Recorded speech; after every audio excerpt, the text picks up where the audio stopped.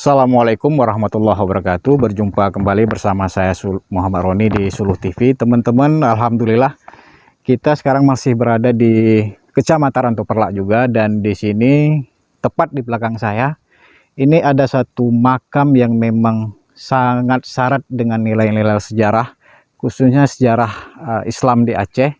Dan menurut informasi yang kami terima bahwa makam yang ada di belakang kami ini adalah seorang syekh, yaitu Syekh Kamaruzaman. Nah, bagaimana sejarah tentang makam Syekh Kamaruzaman ini?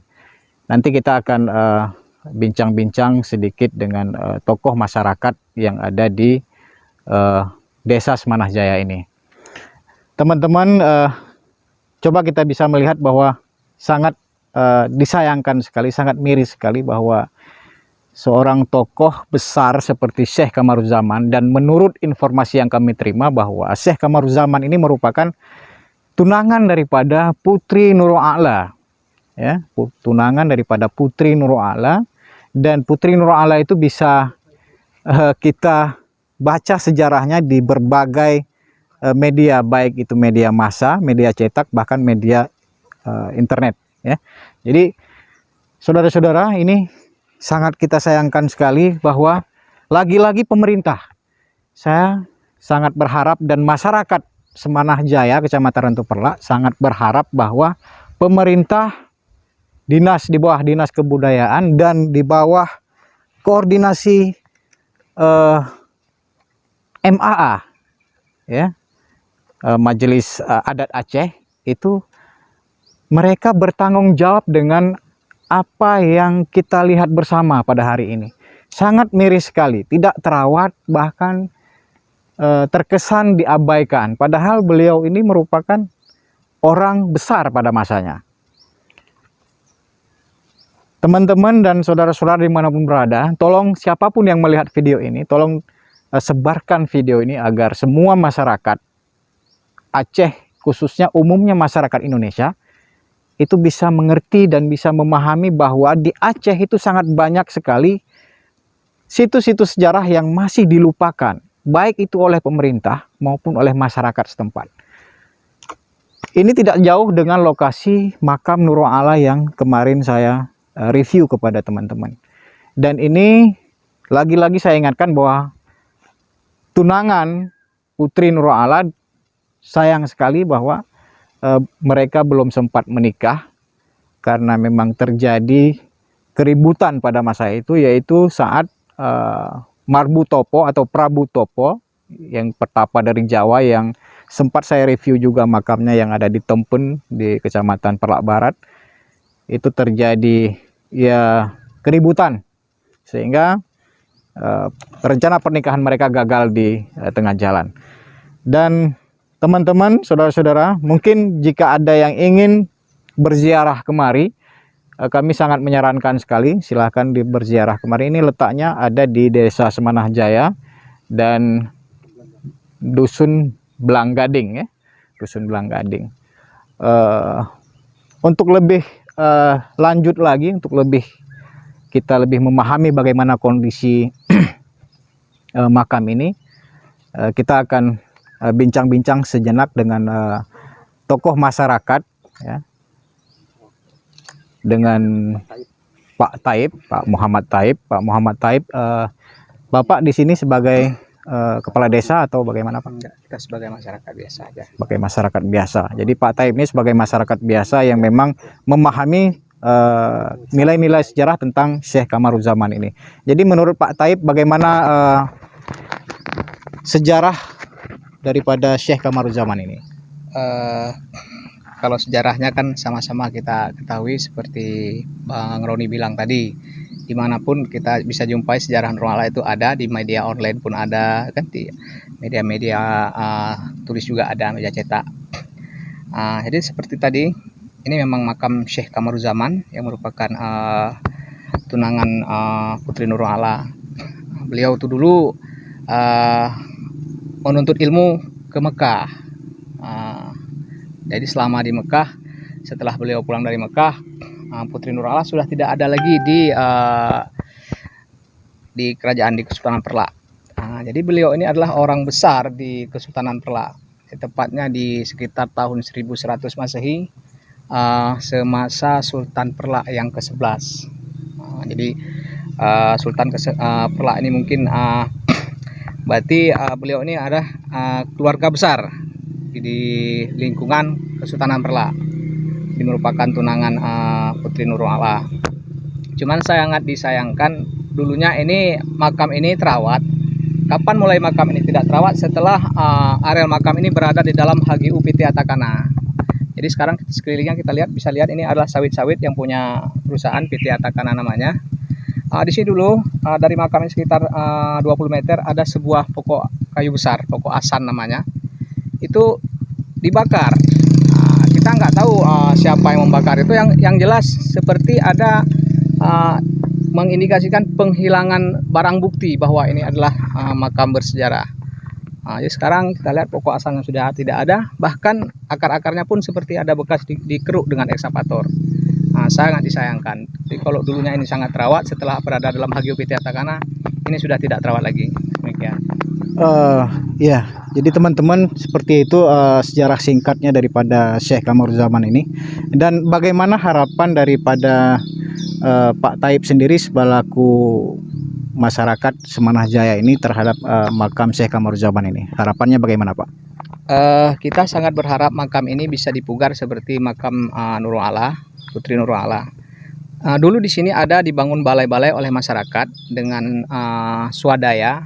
Namun karena balai itu terbuat dari kayu, beberapa kali dirusak oleh gajah. Kenapa bisa dirusak oleh gajah? Karena HGU PT Atakana ini hutan. Jadi hutan tidak terawat. Jadi sarang gajah, harimau macam lah itu di dalamnya. Jadi sekarang pun dari tempat kita ada sekitar 500 meter ada kelompok gajah sekitar 26 ekor. Tadi malam baru merusak tanaman masyarakat di sekitar sini. Jadi ini memang sangat mengkhawatirkan. Kalau pemerintah bisa turun tangan kan ini mungkin bisa dibuat secara beton permanen begitu. Ya, terima kasih pada Pak Taib. Ya, mungkin kita akan tanya-tanya sedikit dengan salah seorang tokoh masyarakat, yaitu Ketua TPG Tuhaput Gampung, anggota Tuhaput Gampung Desa Semanah. Ya teman-teman, ini Tengku Junaidi, salah seorang anggota Tuhaput Gampung. Ya DPR-nya desa lah ini.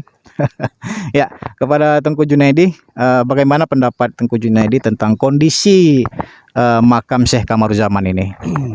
Kondisinya sekarang ini kan tidak layak lagi sebenarnya begini ya kan, karena di dalam PT Atakana. Semasa dulu, saya pun dulu masih kecil dulu, ini kan perkampungan dulu sini.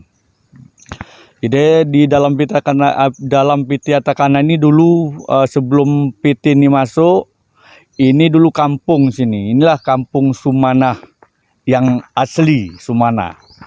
Karena PT ini masuk ke kampung ini, jadinya dipindahlah kampung Semanah Jaya di Kuruntuan, di desa Semanah Jaya sekarang. Sebenarnya Semanah Jaya itu ini yang asli di dalam PT Atakana ini. Ya harapan kami dari masyarakat, ya ini kalau bisa secepatnya lah ditanggapin sama pemerintah. Itu aja. Jadi menurut harapan Pak Junaidi bahwa makam ini harus segera dipugar. Iya, dibugarkan lah dia.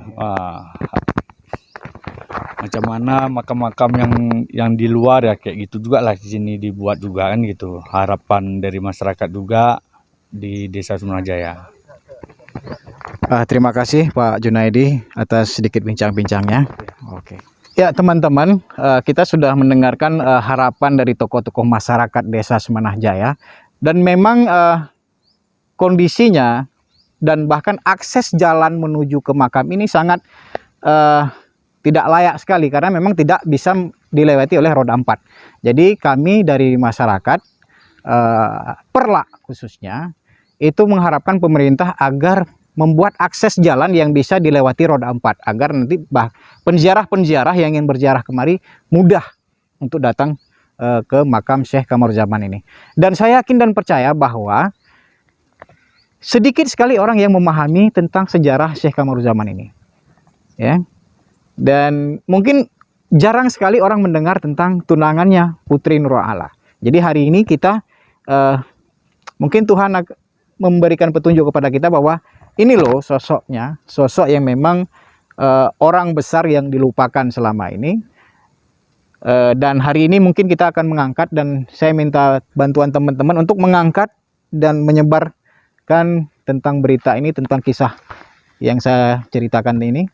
Dan mudah-mudahan apa yang kita sampaikan hari ini, apa yang kami sampaikan hari ini bisa menjadi pelajaran bagi kita, bisa menjadi pengalaman, dan bisa menjadi satu acuan untuk segera pemerintah itu melakukan renovasi, melakukan pemugaran, melakukan perbaikan di berbagai sektor, baik itu infrastruktur yang harus dibangun maupun jalan maupun bangunan, agar semua kondisi di sekitar makam ini bisa lebih terawat lagi. Oke, cuman ini yang bisa kami sampaikan. Sampai jumpa, dan sebelumnya kita akan keliling dulu melihat sekitar, ya. Saya akan mengajak teman-teman untuk melihat sekitar kondisi ini, karena di sini tepat di tengah-tengah perkebunan sawit PT Atakana. Ya, ini coba kita lihat teman-teman. Ini tepat berada di PT Atakana, ini di sekitar perkebunan, ya, di tengah-tengah perkebunan. Ya. Dan di daerah sana itu ada hutan, ya.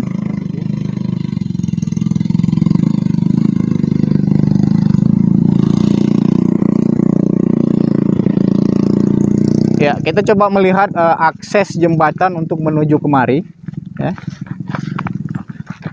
Ini jembatannya sangat bisa kita katakan mengerikan sekali, ya. Mungkin kalau orang-orang yang tidak terlatih ini tidak bisa lewat seperti ini. Lihat, ini cuman bisa dilewati oleh roda 2, ya. Ini saya yakin percaya ini cuman jembatan swadaya masyarakat juga. Jadi cuman bisa dilewati oleh roda 2, tidak bisa dilewati oleh roda 4. Dan bukan cuman satu jembatan, tapi 2 jembatan. Di depan kita juga ada satu jembatan lagi, tapi saya menunjukkan satu jembatan ini saja, ya. Lagi-lagi teman-teman, ini ada sungai kecil, dan ini merupakan, kalau saya yakin percaya ini dulu akses sungainya ini besar, ya, merupakan akses jalan. Karena dulu kan tidak ada akses jalan darat, ya, semua pakai akses jalan air atau sungai.